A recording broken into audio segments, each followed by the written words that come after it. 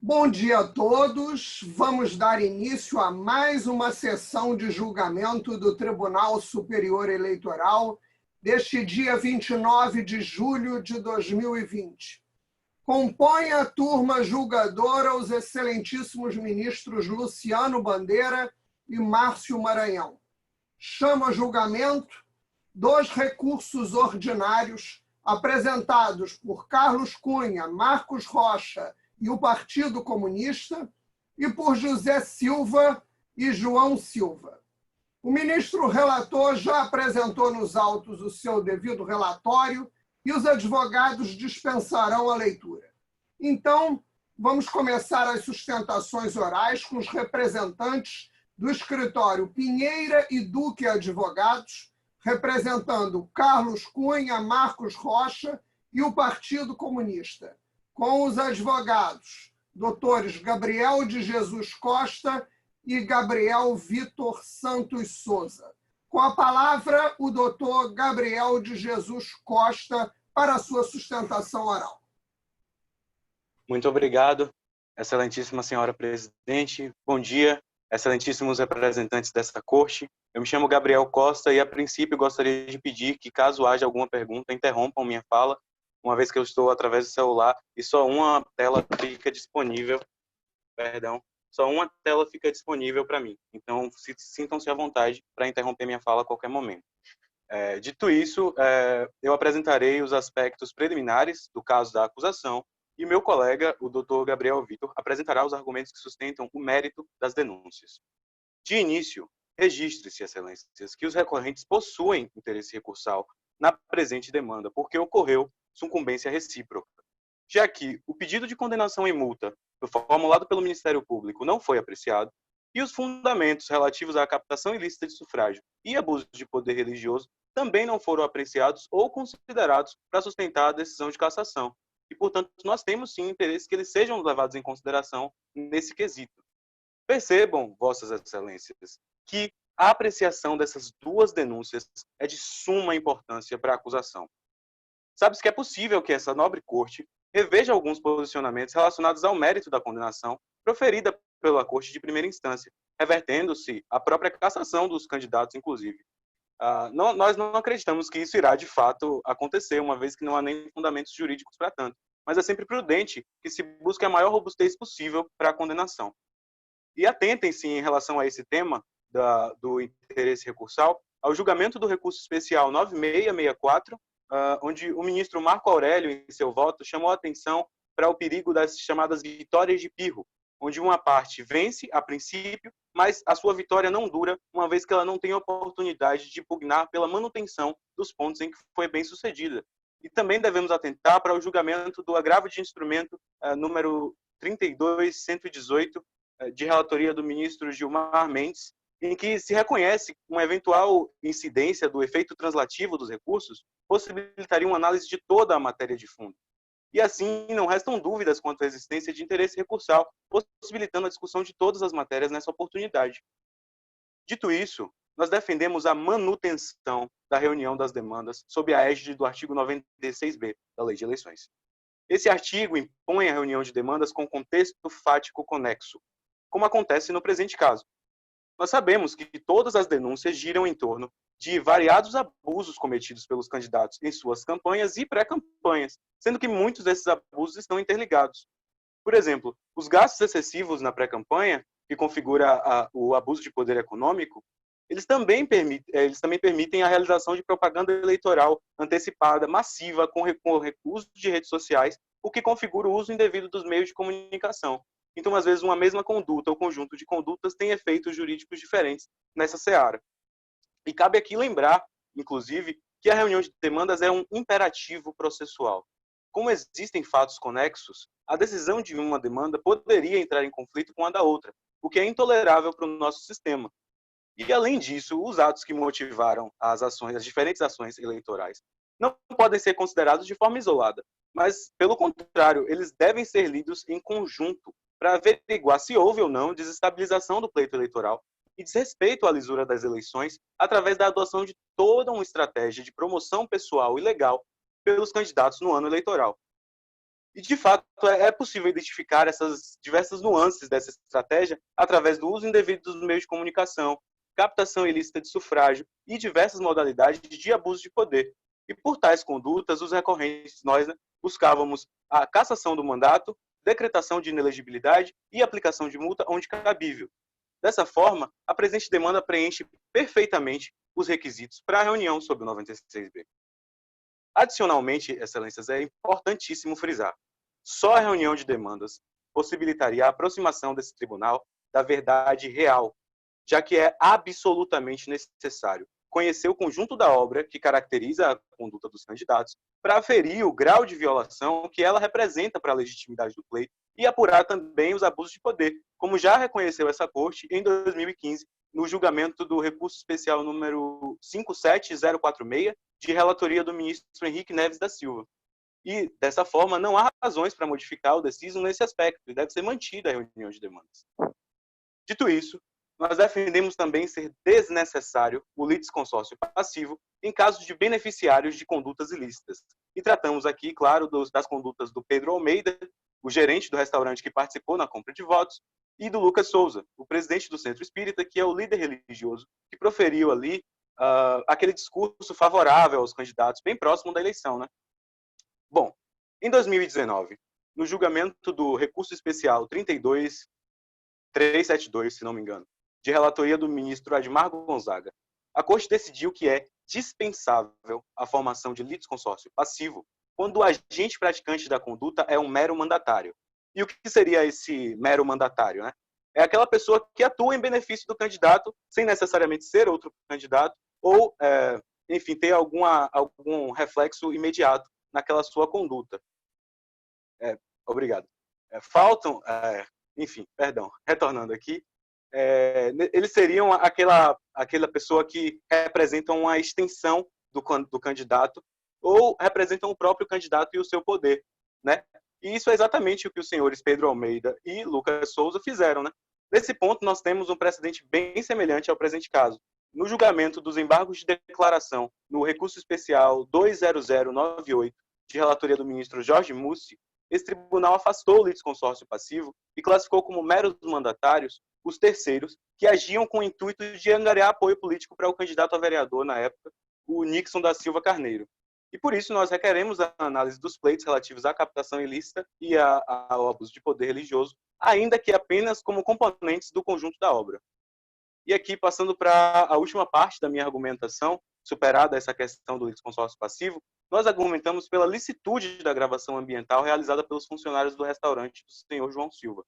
Primeiro, porque o STF já reconheceu serem lícitas essas gravações no processo penal e considerando que o processo eleitoral não comporta expectativas de privacidade, é possível aplicar analogicamente esse entendimento. E segundo, porque a jurisprudência do TSE, da mesma forma, vem entendendo que a gravação é possível, principalmente quando é feita por um dos interlocutores da conversa. E considerando que não houve induzimento, uma vez que foi iniciativa do próprio candidato, a compra de votos, não há que se falar em qualquer vício da gravação ambiental. E, por fim, as gravações não foram o único meio de prova, e, portanto, o pedido deveria ser considerado ainda em sua ausência. Por todo o exposto, nós queremos que seja mantido a reunião de demandas e modificados os outros pontos, de acordo com a exposição.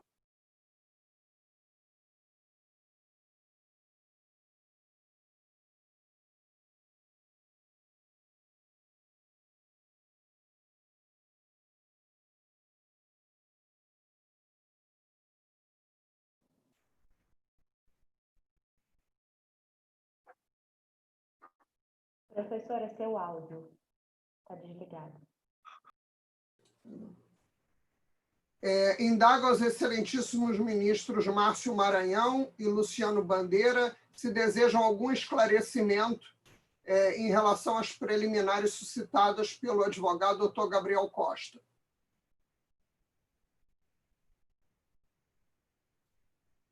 Não, em princípio não, satisfeitos. Doutor Márcio? Também, excelência. Em princípio, também não. Então, dando seguimento, vamos então passar a palavra para o doutor Gabriel Vitor, que exporá o mérito. Bom dia, excelentíssima senhora presidente. Bom dia, excelentíssimos ministros. Muito obrigado. Irei agora apresentar as razões e contra-razões que tocam ao mérito das denúncias. Começarei por reforçar as denúncias não tiveram o seu mérito, as denúncias que não tiveram o seu mérito analisado na primeira instância, sendo elas a captação ilícita de sufrágio e o abuso de poder religioso. Em seguida, reforçarei em sede de contra-razões os argumentos que sustentaram a procedência das denúncias de poder econômico e uso indevido dos meios de comunicação. Bom, começando então pela denúncia da captação ilícita de sufrágio, vamos lembrar das provas juntadas aos autos. Nós temos o vídeo onde o gerente do restaurante do candidato João Silva, o senhor Pedro Almeida, confirma explicitamente que o senhor João Silva irá dar cargos públicos para os melhores empregados, caso seja eleito. Tal conduta se encaixa exatamente no texto do artigo 41A da Lei das Eleições. Temos ainda um outro vídeo em que o próprio senhor João Silva tenta comprar votos dos seus funcionários. Ademais, como meu colega mesmo falou, temos também um depoimento escrito de um funcionário confirmando a existência e o teor desta reunião. Quando juntas, essas três provas confirmam cabalmente a captação ilícita do sufrágio. Nesse ponto é importante reforçar duas coisas. Primeiro, que a caracterização da conduta ilícita não é necessária que haja o pedido explícito de voto. Basta que as intenções do agente fiquem suficientemente claras. Isso está expresso no inciso 1º do artigo 41A. Segundo ponto é que a compra de pelo menos um voto já irá caracterizar a captação ilícita de sufrágio, como tem entendido a doutrina, principalmente atinente ao doutrinador Rodrigo Zílio.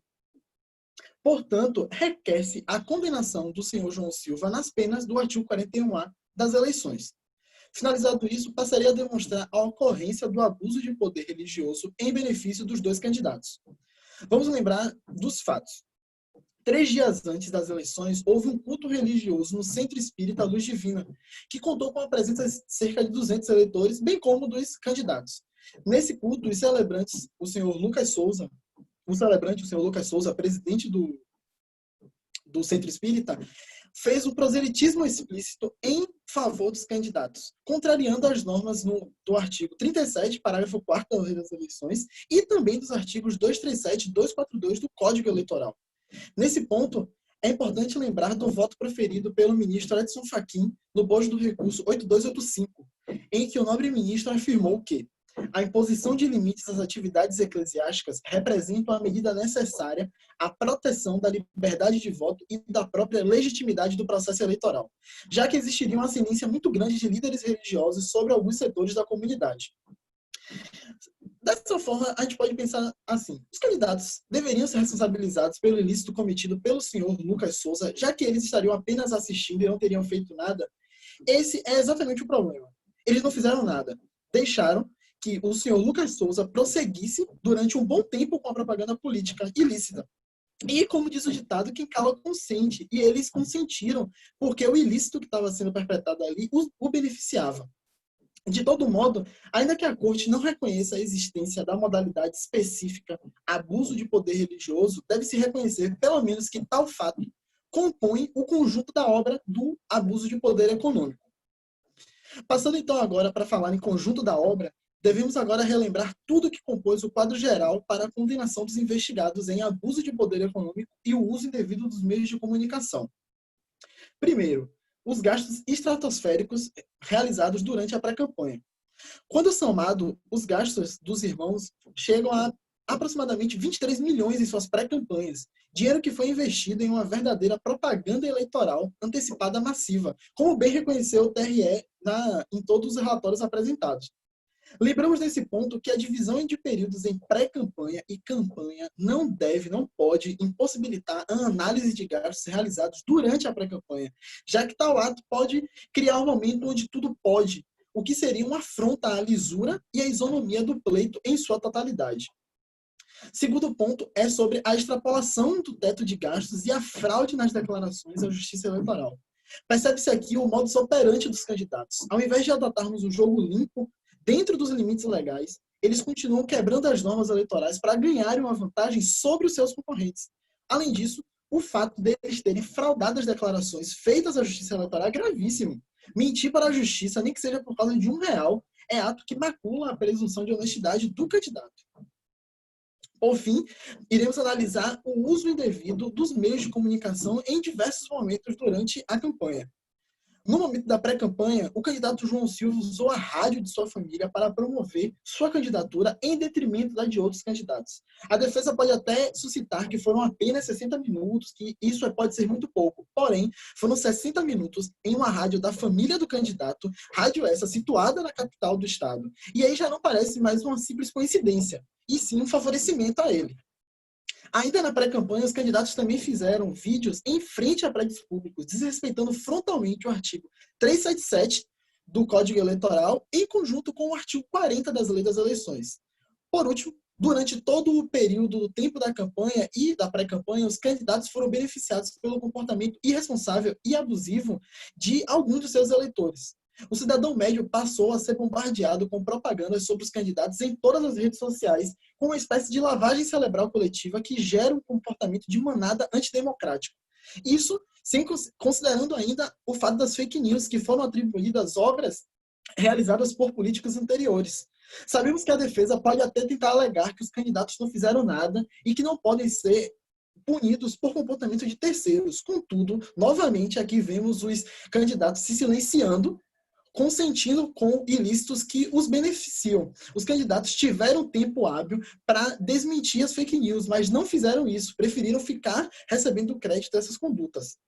Portanto, percebe-se que, atinindo ao conjunto da obra, é gravoso o suficiente. Essa corte não pode ratificar um resultado eleitoral que tenha sido fruto de uma campanha cheia de névoas e nódoas, de modo que requer que a decisão do TRE seja reformada nos pontos solicitados pelo Dr. Gabriel Costa, meu colega, e no mérito seja mantida a cassação dos investigados pelo abuso de poder econômico, o uso indevido dos meios de comunicação e que se adicione a isso a captação ilícita de sufrágio e o abuso de poder religioso. Doutor Gabriel Vitor, eu tenho algumas indagações a fazer a Vossa Excelência, visto ser esta uma ação de desenho extremamente gravoso no universo eleitoral, e o conjunto da obra não pode convencer a Corte. Nós precisamos de maior precisão nos seus esclarecimentos. Em se tratando, né, da acusação que Vossas Excelências colocam, qual seria o mote ensejador da ação que o senhor está propondo? Porque nós precisamos ter um maior esclarecimento em relação às causas ensejadoras desta modalidade de ação. Qual seria especificamente, no caso do abuso do poder econômico, o mote da sua acusação, por favor? Muito obrigado, senhora presidente, pela pergunta. E quando falamos de mote, precisamos olhar um pouco para a teleologia do direito eleitoral, do que o direito eleitoral quer proteger, do bem jurídico que é protegido nesse momento. E aqui precisamos entender que essa corte está se debruçando sobre isso porque precisa se proteger, precisa se defender a democracia, a lisura do pleito eleitoral e a verdade real, como bem citou meu colega Gabriel Costa. Dessa forma, quando os candidatos abusam do seu poder econômico, eles fazem uma campanha massiva, utilizam-se de dinheiro exacerbadamente, eles criam uma vantagem ilícita sobre os seus demais concorrentes. Então, logo, o mote principal vem daí. Evidentemente que todas as outras acusações, quando juntadas ao conjunto da obra, tornam esse mote, que já é gravoso o suficiente, ainda mais grave, sendo necessário toda essa relação de buscarmos a cassação dos mandatos deles para que se evite um ataque frontal à democracia brasileira.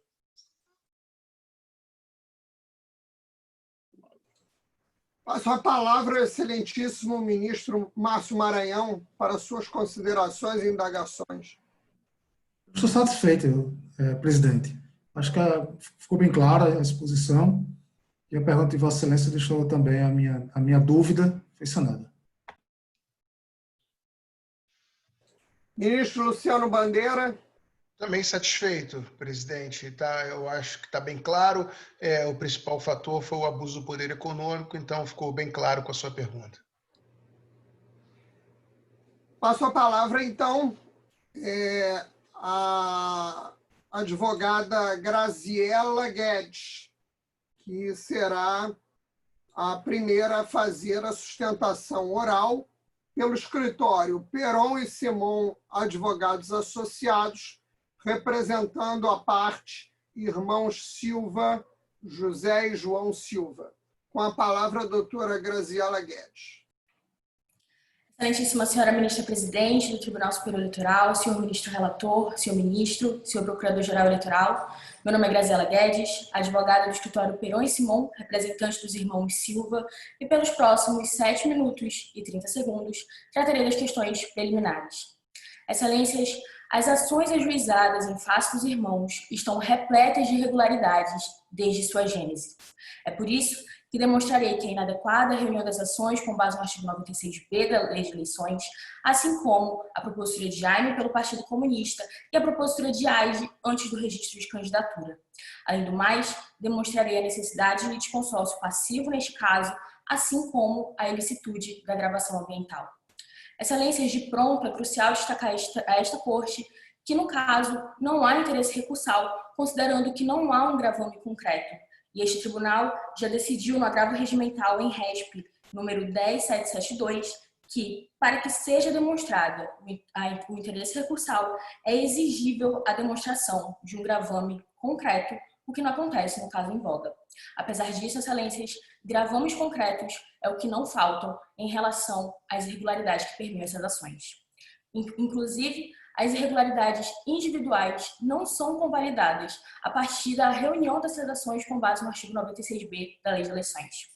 O artigo 96b prevê expressamente que é necessário que haja similaridade fática para que possa justificar a reunião das ações que sequer é obrigatória, de acordo com o entendimento desta Corte. No caso, além dos fatos serem diferentes, os ritos, objetos e instrução probatória das ações também são diversos e, portanto, reuni-las sob o pretexto de conjunto de obra pode causar um enorme gravame justamente por não analisar a peculiaridade e especificidade de cada ação, o que é de extrema relevância, considerando a pena, que é aqui a sanção perpetrada, que é a cassação de mandatos dos candidatos legitimamente eleitos. Inclusive, excelências, essas peculiaridades não foram devidamente observadas quando se vê, por exemplo, a propositura de Jaime pelo Partido Comunista. Isso porque o Partido Comunista era partido coligado e no momento em que propôs a AIME, apesar de já haver a extinção da coligação e o partido ter retomado a sua independência, ele pede para que sejam analisadas supostas fraudes cometidas no período pré-eleitoral e eleitoral, no momento em que ainda era partido coligado.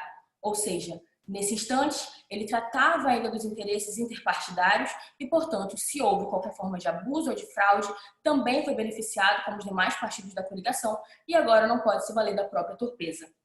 Outro ponto também que está permeando a regularidade dessas ações desde a origem é em relação à AIGE ajuizada por Carlos Cunha.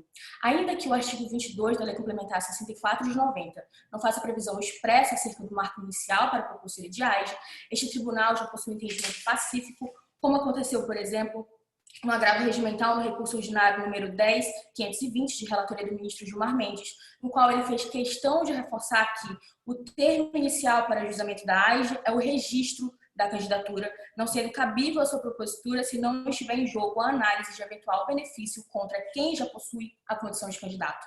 No caso, João Silva sequer ainda possuía seu registro de candidatura e, portanto, a AIGE foi ajuizada de forma preventiva, o que é uma hipótese rechaçada por essa Corte e, portanto, mais uma irregularidade demonstrada acerca dessas ações. Mas, excelências, elas não param por aí. As 3 AIGEs ajuizadas em face dos irmãos possui irregularidades também na composição do polo passivo das ações. Isso porque em nenhuma das 3 consta o vice-candidato no polo passivo, o que é entendimento desta Corte já pacificado e jurisprudência remansosa de que, havendo a possibilidade de cassação de candidatura, mandato ou diploma, é preciso que, em face da chapa majoritária, esteja no polo passivo da ação tanto o candidato quanto o seu vice-candidato. Isso já foi decidido no agravo regimental em RESP número 42213 de relatoria da ministra Luciana Lócio, assim como no agravo regimental em RESP número 14582 de relatoria do ministro Gilmar Mendes. Portanto, não há motivo que justifique a não composição adequada do polo passivo das demandas. Apenas em 2 hipóteses o TSE aceita a possibilidade de não haver composição do polo passivo com o vice da chapa, quando se trata de inelegibilidade ou de sanção apenas por multa, o que não é o caso aqui e, portanto, mais uma irregularidade demonstrada. E, excelências, como a própria acusação suscitou, neste caso, teoricamente, não seria necessário no polo passivo também constar Pedro Almeida e Lucas Souza, que teoricamente ajudaram na perpetração de diversos abusos cometidos pelos irmãos.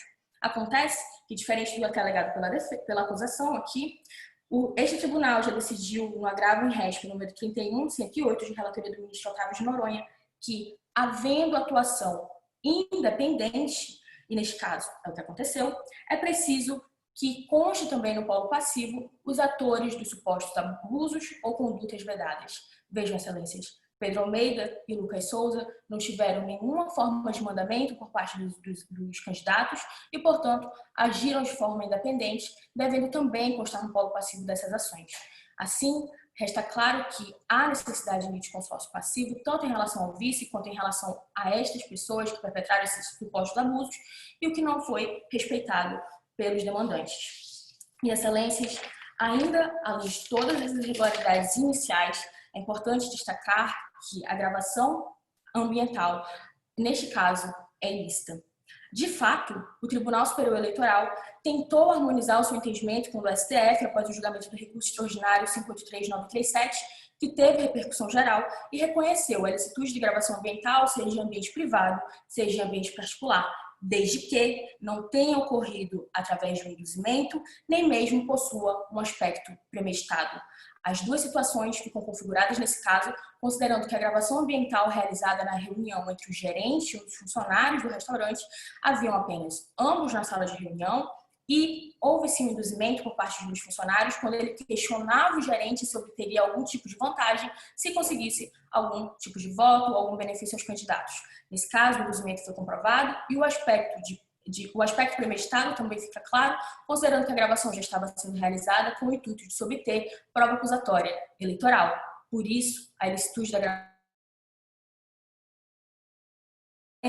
Esta não é a única ilicitude que permeia as provas que tentam supostamente demonstrar os abusos cometidos pelos irmãos. Isso porque outra prova que foi agitada de forma intempestiva foi a gravação que aconteceu no Centro Espírita. Além de ter sido agitada sem respeitar o prazo decadencial, ela foi obtida através de uma denúncia anônima. Neste caso, por ser denúncia anônima, não é possível precisar se foi um compartilhamento por um interlocutor ou uma subtração clandestina, considerando que há uma quebra na cadeia da custódia probatória e, por isso, a ilicitude é reconhecida. Portanto, excelências, as ações são frágeis e possuem pretensões diversas. E, por isso, devem ser acolhidas as preliminares. Obrigada.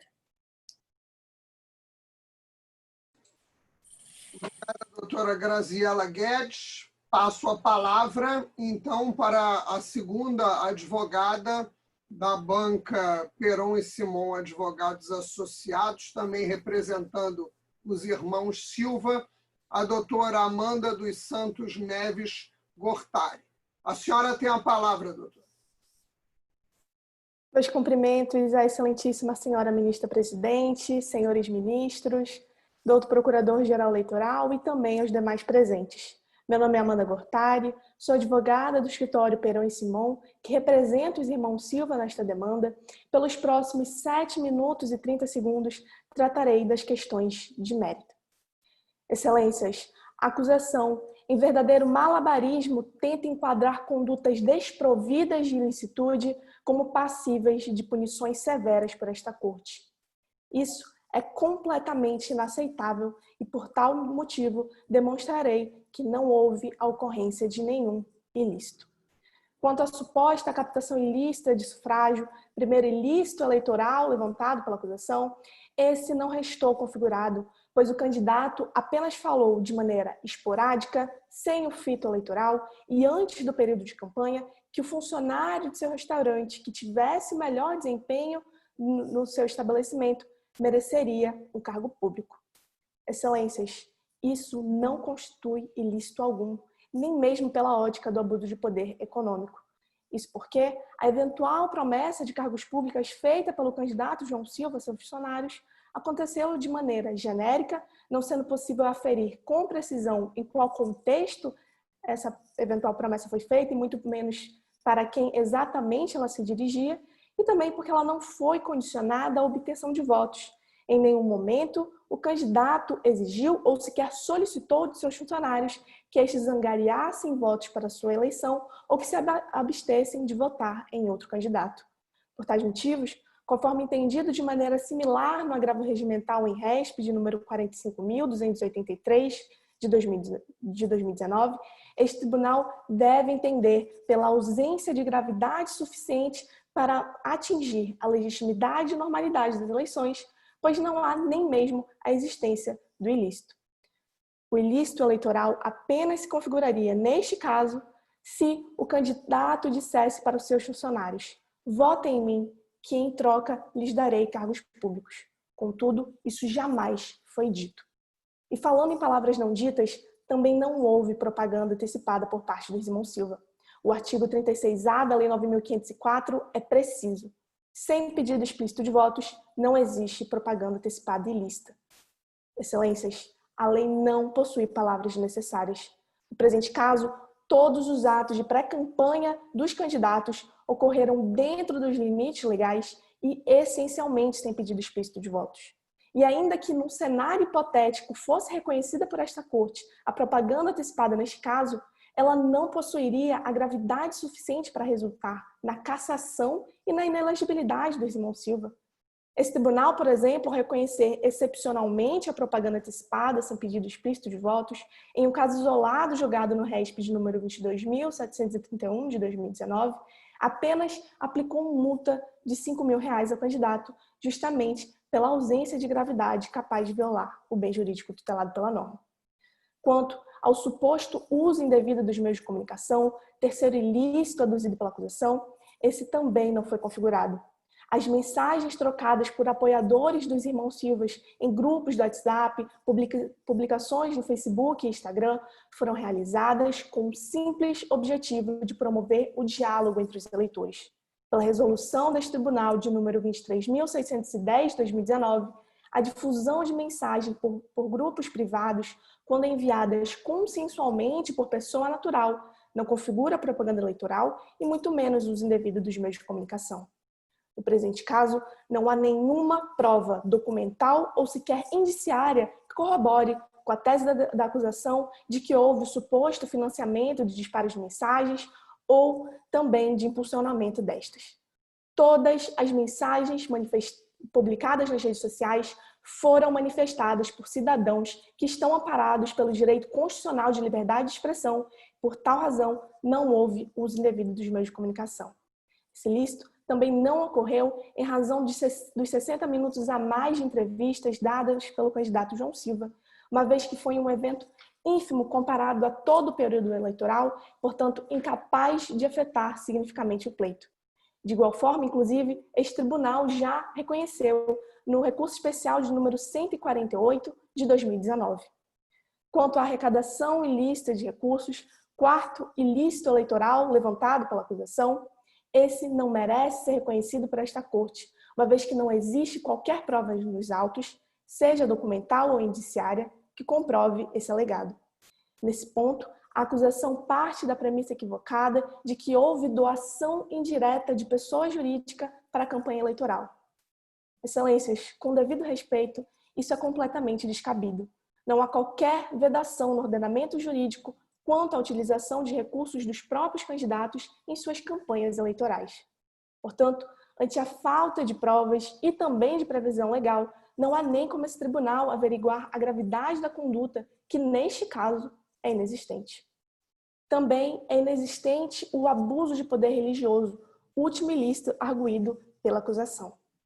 Ainda que esse tribunal reconhecesse o ilícito enquanto modalidade do abuso de poder econômico, esse também não afetou a normalidade, a legitimidade e a sinceridade das eleições. Isso porque a reunião no centro espírita foi um fato isolado, incapaz de corromper a liberdade de consciência dos fiéis. Não há qualquer evidência, no caso, de que essa mencionada reunião tenha sido televisionada ou divulgada por outros meios de comunicação, tampouco de que o presidente do Centro Espírita tenha proferido discurso favorável aos candidatos em outras reuniões no Centro Espírita. De acordo com o recurso ordinário de número 795.038, de 2015, esta Corte entendeu pela improcedência de AGE em razão da não configuração de abuso baseado em suposta promoção de candidatos durante a celebração de 2 cultos religiosos não televisionados e sem pedido de votos. Da mesma forma, este tribunal deverá entender hoje. Por fim, não deve ser mantida a tutela provisória que foi concedida em clara violação ao artigo 257, parágrafo 2º do Código Eleitoral, artigo que não pode ser afastado por esta Corte, em razão da necessidade desse efeito suspensivo, que existe justamente para evitar dano irreparável à sociedade e aos candidatos que foram eleitos democraticamente, sendo o governador João Silva eleito no primeiro turno, com 68% dos votos válidos, e o seu irmão, José Silva, o deputado federal mais votado do Brasil. Por tais motivos, a defesa requer a improcedência de todos os pedidos formulados pela acusação. Muito obrigada. Agradeço aí a doutora Amanda Gortari. Antes de passar a palavra aos excelentíssimos ministros Márcio Maranhão e Luciano Bandeira, eu gostaria de pedir alguns esclarecimentos à advogada doutora Amanda, num aspecto que a sua fala foi bastante elucidativa, mas gerou em um determinado aspecto dúvida, a qual eu gostaria de solicitar à senhora maiores esclarecimentos em relação à dosimetria, né, de aplicação de recursos do próprio, né, citado na sua fala, com maior precisão. Qual seria o alcance, né, dessa utilização de recursos próprios do candidato, ainda que em sede da pré-campanha? Excelências, não há qualquer dispositivo legal que estabeleça um teto de gastos na pré-campanha. No presente caso, as prestações de contas parciais e finais dos candidatos, que inclusive continham os gastos de pré-campanha, foram aprovadas com ressalva pela Justiça Eleitoral. E não foi verificado naquele momento qualquer irregularidade decorrente desse suposto gasto excessivo de campanha que nunca existiu. Passo a palavra, então, ao excelentíssimo ministro Márcio Maranhão, para a sua arguição. Presidente, eu, por hora, estou satisfeito. Agradeço a Vossa Excelência. Ministro Luciano Bandeira. Eu queria só indagar desse esclarecimento, que também me chamou a atenção, a aprovação com ressalva. Qual é a natureza da ressalva e qual o impacto da ressalva na totalidade das contas? Excelência, foi aprovada com ressalva no valor de 8 mil em razão de supostos gastos não declarados. Satisfeito, obrigado.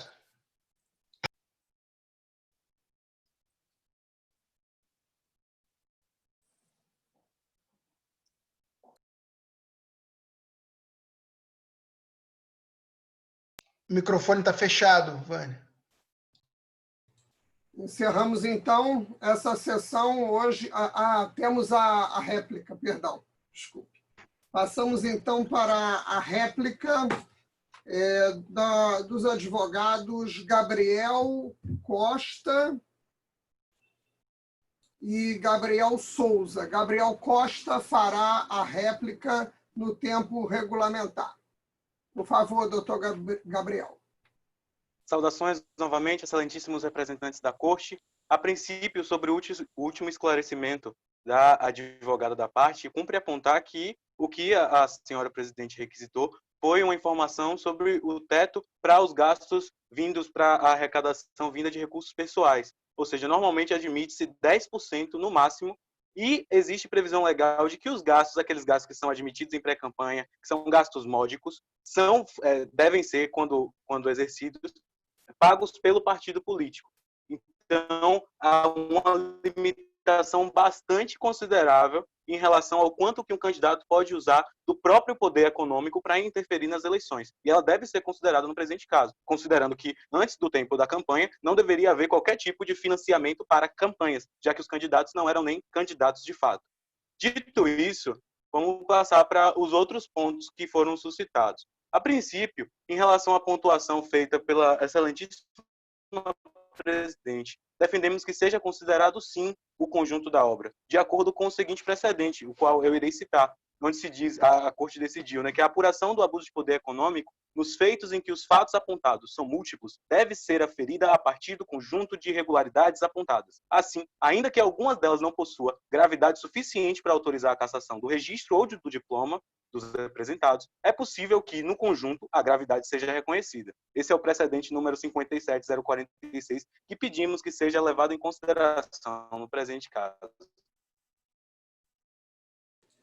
Além disso, a parte afirmou que não há um gravame concreto para a acusação, citando um precedente que nós consultamos, e nesse precedente ele informa que o gravame é aferível objetivamente sob o enfoque da sucumbência formal e material. E como nós demonstramos, houve sucumbência da parte da acusação, e, portanto, nós temos interesse recursal na presente demanda.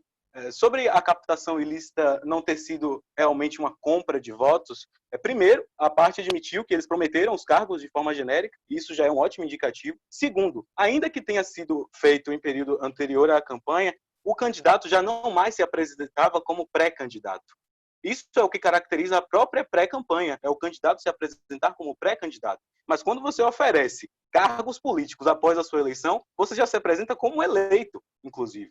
E isso muda completamente o teor da pré-campanha. Ela deve ser considerada, então, como de fato o candidato estava se portando, o que possibilita o ajuizamento de AGE e a consideração do artigo 41A, que diz, e eu cito, que ressalvados os dispostos no artigo 26 e seus incisos, constitui captação ilícita de sufrágio vedada por essa lei, o candidato doar, oferecer, prometer ou entregar ao eleitor, com fim de obter-lhe voto, bem ou vantagem pessoal de qualquer natureza, inclusive emprego ou função pública. Então, a conduta do candidato João Silva se encaixa perfeitamente nos limites do artigo 41A. E o fato de ele não ser, à época, ainda candidato, formalmente, não quer dizer que ele não se portasse como um candidato em relação a seus eleitores. E isso que deve ser considerado, de fato, por essa Corte. Além disso, nós temos a questão da legitimidade da coligação. E nós temos um precedente que há, de certa forma, um interesse coletivo de todos os filiados a uma coligação de exigir de seu partido a lisura nos procedimentos. Vejo que meu tempo acabou. Posso ter um minuto adicional devido ao minuto que foi concedido à outra parte? Pois não, concedo, sim. Muito obrigado, excelentíssima senhora presidente. Então, continuando, o precedente é o precedente número 191 de relatoria do ministro Eduardo Alckmin. E ele diz que há, de certa forma, um interesse coletivo de todos os filiados de exigir de seu partido a lisura nos procedimentos e o cumprimento nas regras estatutárias.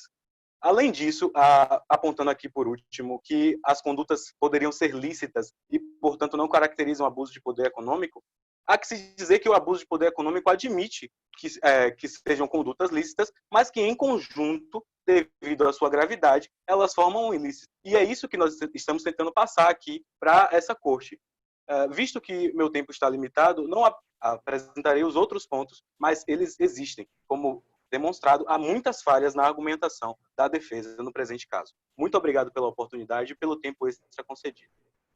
Agradeço ao advogado, doutor Gabriel Costa, e passo a palavra para a tréplica para a doutora Graziela Guedes. Excelências, os demandantes fazem questão de mencionar que o pleito eleitoral foi repleto de névoas, mas o que está repleto de névoas aqui são as arguições aqui suscitadas. Isso porque, excelências, as ações são tão frágeis, seja em questões procedimentais, seja em questões meritórias, que eles o tempo inteiro se adaptam e tentam adequar toda a narrativa fática e até mesmo um tanto epopeica à questão de conjunto de obra. Acontece, excelências, que neste caso já foi demonstrado que, além de não haver qualquer tipo de gravidade suficiente nessas condutas de forma individual, também não há gravidade suficiente se elas forem analisadas de maneira conjunta. Isso porque os ilícitos que tentam caracterizar as formas de abuso sequer existem nessas situações, seja na captação ilícita de sufrágio, seja na arrecadação ilícita de recursos, seja, inclusive, em todas as outras arguições, como abuso de poder religioso. Isso porque os candidatos sempre atuaram da forma legítima, dentro dos limites legais, sem haver qualquer tipo de irregularidade nas suas contas, em seus gastos de pré-campanha, inclusive nos usos dos meios de comunicação que foram realizados o tempo inteiro de forma adequada. Inclusive, excelências, a acusação e os demandantes sequer fazem questão de afastar as outras irregularidades aqui suscitadas e tentam fazer parecer normais situações absurdas, como não haver a composição adequada do litisconsórcio passivo, que aqui era necessário, tanto em relação ao vice, quanto em relação às partes que perpetraram as supostas formas de abuso de poder econômico. Além disso, excelências, aqui não se pode considerar o conjunto de obra, considerando que, de pronto, as ações sequer deveriam ter sido julgadas de forma conjunta, considerando que não há similaridade fáticas entre elas, e é aí que reside o dano principal à defesa. O que resta claro para esta corte é: o pleito foi legítimo, os candidatos foram eleitos de forma legítima, e é subestimar a inteligência dos eleitores, fazer com que acreditem que simples situações que sequer podem ser caracterizadas isoladamente como abuso de poder tiveram o condão de influenciar o pleito. Excelências, se a cassação de mandato é um mecanismo para restabelecer a soberania popular, neste caso, ela está tendo seu uso deturpado, considerando que pequenas situações frágeis tentam ser reunidas para ganhar força e um peso inexistentes. E é por isso que aqui a cassação de mandato é inadequada, assim como a eficácia imediata da decisão, que deve ser afastada também. E por isso, os demandados reiteram seus pedidos. Obrigada.